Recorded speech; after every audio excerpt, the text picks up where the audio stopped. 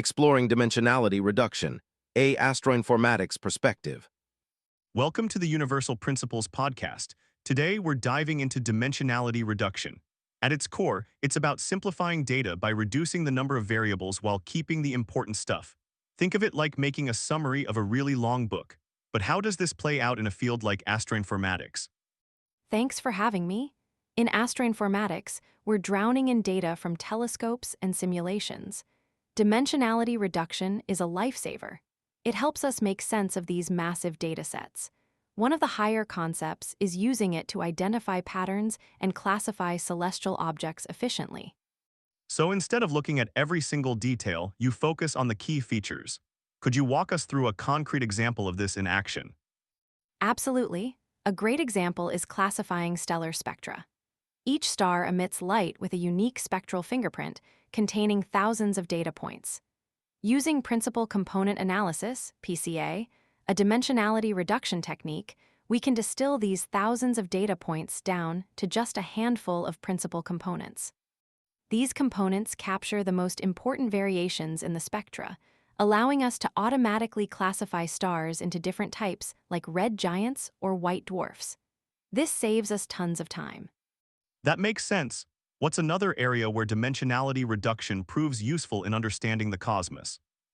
Another fantastic application is in analyzing the cosmic microwave background, CMB radiation.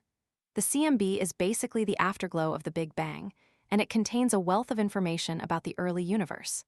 However, the data is incredibly complex and high-dimensional. Dimensionality reduction techniques allow us to reduce noise and highlight the key patterns in the CMB, which provides insights into the universe's age, composition, and expansion rate. It's mind-blowing, really. So we're talking about simplifying complex data to reveal hidden truths. Are there similar principles used in other fields that achieve similar outcomes? Definitely. In cartography, the principle of scale and generalization is quite similar.